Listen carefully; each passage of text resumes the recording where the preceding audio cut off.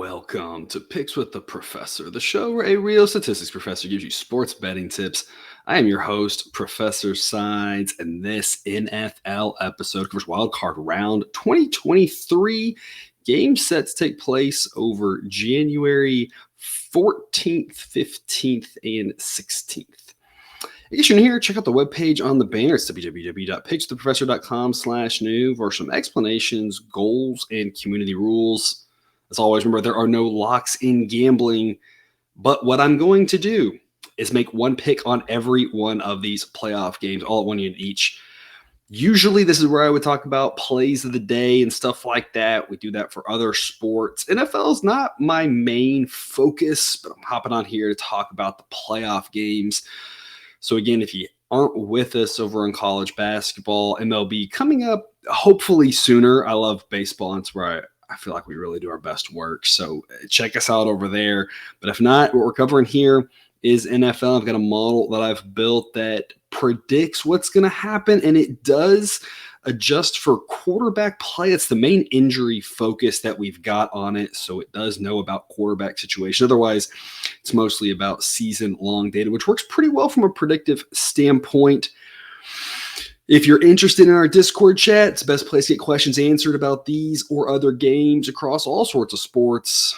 But as always, take what you like and leave the rest. Lastly, please understand that good and bad variance will occur. So as much as I'd like to see it be profitable each and every day, that is an impossible reality for any gambler. And you're right to it, but before we do, some reminders. Please hit that like button if you're on YouTube. Also, if you aren't yet, please consider subscribing or following. It's free. And if you turn on notifications, you'll miss any of the college basketball, MLB, or college football content that this channel provides. If you're interested, we've got a lot of extra benefits over on that Patreon. That's where you can access both the plays of the day and the Discords we've already talked about, along with access to ad-free shows. Otherwise, let's get to it all. It's courtesy of BetOnline. Sign up link in the show description. And current as of the time of this recording here, it is Thursday afternoon. 2 games on Saturday, 3:35 Central kickoff. Seahawks at the 49ers. 49ers, obviously a really good team. A one Brock Purdy having some good moments for the 49ers, kind of keeping them afloat as they managed a pretty good 13-4 season. The Seahawks, on the other hand, I love more football. I love more games. I love bigger playoffs because more games. But I think if we all want to be honest with ourselves, the Seahawks maybe not really deserving to be in the playoffs. But when you get there, you never know what's going to happen. There have been many years, you can talk about just the NFL, you can talk about any sport where there's been a team that you said maybe didn't deserve to be there. I think about Ohio State back in the first college football playoff back in 2000, whatever year that was, when they won the thing. And most people argued that they didn't even deserve to be there, and yet they won it. Seahawks not going to win the Super Bowl almost assuredly this year, but I am going to back them to cover 9.5 here against San Francisco. The model says it should be 9.4, so the model says it's priced pretty well, but you have a little bit of value here just because of the way that the numbers fall. From a probability standpoint, that if you went on average by 9.4, that doesn't mean just because that's the mean doesn't mean it's also the median. And in fact, you actually have a little bit more probability clumped on the underdog side than the favorite side. So obviously the 49ers are the better team in their home and they should be favored. It's just that 9.5 is a lot of points. This first weekend, and you're going to hear me talk about it a couple times here, specifically in their game, but it is a situation where yes, the home teams are better, but, there's still a lot of situations where it's just too many points because everybody is on that side, because everyone looks at it and says the 49ers are home, they're the better team. And so people are going to lay that number. The books know that they shade that number a little bit. And there's just a little bit of value here taking the dog. Obviously, hitting 10 would be much more, preferable. But, of course, with the longer extra point, you get up with a weird score. So, the 49ers winning by something like 9 wouldn't be the craziest thing in the world. So I'm going to grab the 9.5 with the Seahawks here in a game that is supposed to have some bad weather, lower scoring. Who the heck really knows how it's going to play out? Both quarterbacks on these two teams, both kind of don't really know how all that's going to affect it. So just kind of give me a bunch of points. Again, I wouldn't take less than 7, obviously, but getting more than a touchdown here seems like a wise investment for them to hear with the Seahawks. So the night game, Saturday, 7:15 p.m. Central. Chargers at the Jaguars. Chargers are 2.5-point road favorites. My model says that these two teams are about even, which is why I've got the Jaguars as a 1.3-point favorite. I'm giving the Jaguars a very small home field advantage. We've seen home field in the NFL over the years become worth less and less. And I've got a variable home field system. Some of your your Kansas Cities and the New Orleans and some of those places like that get a little bit more of a home field advantage, but Jacksonville's not one of them. Now, with the playoffs here, of course, you have to assume that it'll be sold out, I would hope. Be a lot of fans there, of course, but in general, it's just not quite the same atmosphere. So, and again, in general, just overall home field being worth a little bit less. So I'm not even giving them that much home field here. I just think these two teams are pretty close to each other. Both of them solid. Neither one of them great. Neither one of them you look at and you think they got a real chance to win the Super Bowl. Anything can happen in sports. But two teams that I kind of just feel are maybe just a little bit above average. I mean, give me the home team in points here. It's kind of an easy decision in my book. Obviously, you'd love to get 3. You can look money line on this one. Maybe you split your wager a little bit. I think I was thinking about plus 115 with the Jaguars. So that makes some sense as well. I'll just take the 2.5 here. Either way, I think that's the right side. Again, given that I'm just not seeing anything in the data that really tells me that the Jaguars are good enough to travel, across the country and win this game. I think the Jaguars win more than half the time. So give me the points at the plus odds. Again, anything can happen in sports, and obviously it being later, there's not a time issue, right? If this was the noon Sunday game, that would be a little bit more of an issue, of course, for the Chargers. But just a tougher travel spot in general. Again, just give me the home team when I'm just not convinced the Chargers. I know they're fun to watch. I'm just not convinced they're really that much better than this Jaguars team. I think both these teams are just kind of okay. So give me points with the home team there on that one. Sunday noon Eastern, noon Central kickoff. Dolphins at the Bills. What we expect to be the biggest blowout of the weekend. There are some projection systems I've seen out there that are predicting, Bills by 20 or something like that. And that wouldn't honestly surprise me. Obviously, the Dolphins without Tua, not great. Even with Tua, you'd still say the Bills at home should be at least 7-point favorites. The Bills are a fantastic football team. One of the teams you really have to like. Their chances to get to the Super Bowl. Obviously, the AFC is tough, but Bengals are good, and of course the Chiefs are good as well. But one of the top teams in the NFL. Without Tua, the Dolphins I don't think they stand much of a chance here. We do tend to see a blowout here in this round, a blowout in the next round. This seems to be the most likely one. I'm going to lay the 13 with the Bills. My model says it should be Bills minus 14. And when you consider the Dolphins, again, without Tua, I kind of think now they're a below average team. I think with Tua, you can make a case that they're a little bit above average. They're kind of more in that Chargers, Jaguars range where they're okay. They're not bad, but without Tua, I think this is a massive mismatch. I think the Bills win this one handily. So I don't love laying big numbers, but this is the case that I think it's perfectly fine to do it. I'm going to lay the 13 with the Bills. Sunday afternoon, 3:45 Central. Giants at the Vikings. Caught a little chatter on Twitter, and it sounds like a bunch of people are taking the 3 with the Giants. I don't know. I'll lay the 3 with the Vikings. I think that they are the better team at home.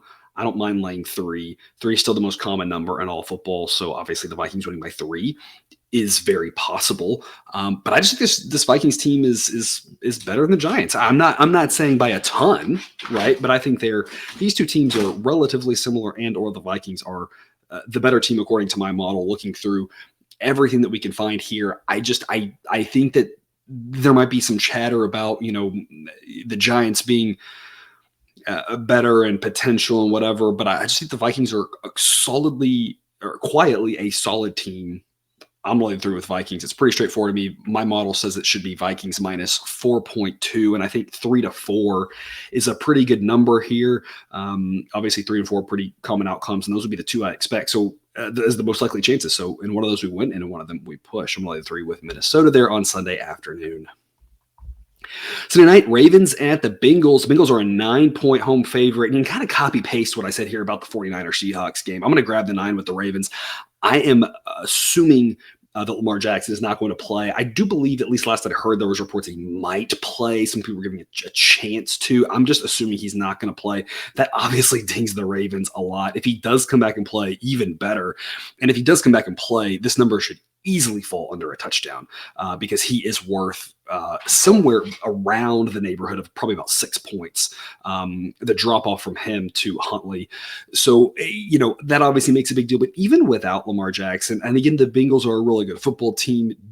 Again, one of the top 5 teams probably in football. It's just that winning by this much against a team that I think is decent is not easy to do. And the difference in the Dolphins-Bills game was simply the fact that the Dolphins losing their quarterback takes them from, in my opinion, an okay, maybe slightly above average team to a below average team, whereas the Ravens, I think with Lamar Jackson, are a pretty good football team. Maybe not quite to the level of the Bengals and the Bills and the Chiefs and those teams or whatever, but they're like right behind them, and losing him does drop them, but not quite as much as I think it hurts the Dolphins. So he got a good coach there in Baltimore. I think he's got to scheme something up. I think there's a chance he can kind of hang around, muck this game up a little bit. 9 points is a lot. I'm going to grab the 9, even with Lamar Jackson out. Sideline says this should be Bengals only -8. And again, let's talk about if the Bengals on average win by 8. That means that we cover this around 55% of the time, given the fact that, the mean and the median are not necessarily the same in this distribution, given the fact that we can only have whole number outcomes and the way points probabilities clump up around certain key numbers. So grabbing the 9 with the Ravens there is the play Sunday night, according to the model. And then wrapping us up here, Monday night, 7:15 Central Time, Cowboys at Tampa Bay. I'm going to lay the 2.5 the Cowboys. Sideline says it should be Cowboys -3. Again, it is a lot of fun having that longer extra point. It does make things really weird watching NFL games now because I still haven't quite got used to it yet with scores just sometimes being a lot weirder. Back in the day, it used to be safeties was the only way to do it for the most part to get numbers off. Occasionally you'd have that team. I remember there was a while for the Steelers where there was one season where like every time they scored first, they would go for 2. But other than those situations, it was kind of you just stuck on your key numbers. And now things get off a little bit more, but 3 is still the most key number in football. I think the Cowboys on average win by 3. I think laying less than 3 makes a lot of sense here. As long as you're laying a number like this, if this number moves out towards 3, don't buy it down to 2.5. Just lay the 3. You might push there. But buying points almost always, these days not worth it. There was a time when that wasn't true. There was a time when you could actually buy certain points of value for a little bit cheaper than they were actually worth, and you got a good deal. Those days, I believe, are all gone now. So either lay the 2.5, or if it goes up, just lay the 3. I think Cowboys by 3 makes a lot of sense here. Cowboys, as a franchise, have definitely struggled here in the playoffs. At some point, is that going to continue to happen? I don't know. I'm not a fortune teller. Are the struggles that the Cowboys had 10 years ago in the playoffs relevant to today? Probably not. The only common thread there is Jerry Jones, and as bad as a GM as he is, he's not on the field playing, right? Are some of the struggles that the Cowboys had, whatever that was, 3 years ago, 4 years, can't remember, those relevant? Yeah, some of those are the same players, and some of that would be relevant here, but I kind of think on the road actually helps them out a little bit. Getting away from home, some of the pressures there. I also think those pressures and those situations are more likely to manifest themselves against tougher competition than this Bucs team that just hasn't been that good this year.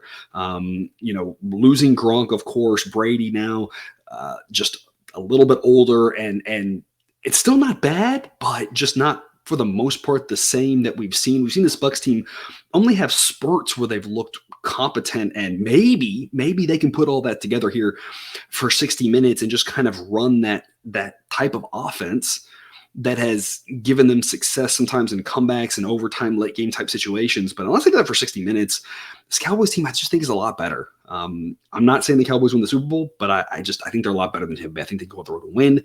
And again, given that 3 is the most common number here, I like laying a number less than that. So I'm going to lay the 2.5 here with the Cowboys. I know that's obviously fading Tom Brady, which is something you usually advise against doing, but also how many times have we seen Tom Brady with a sub 500 team in the playoffs? So, things just aren't the same as they always were in that regard. And I know the Cowboys, again, not a team that's historically had a lot of success here in most of our recent memories, but I just don't think that's going to be what bites them in the playoff for this specific round. I don't think this is the team to do it to them. If those struggles appear, I think it will be in future rounds when they face stiffer competition. And that's all I've got for you. Thanks for tuning in to this maybe a little bit of surprise NFL episode of Picks with the Professor. Don't forget to subscribe so you can ensure all the sports betting content provided on this channel is dropped right into your feed. Still back with you 6 days a week with college basketball betting content. Until I see you again, as always, best of luck. And remember, you can eat your betting money, but please don't bet your eating money.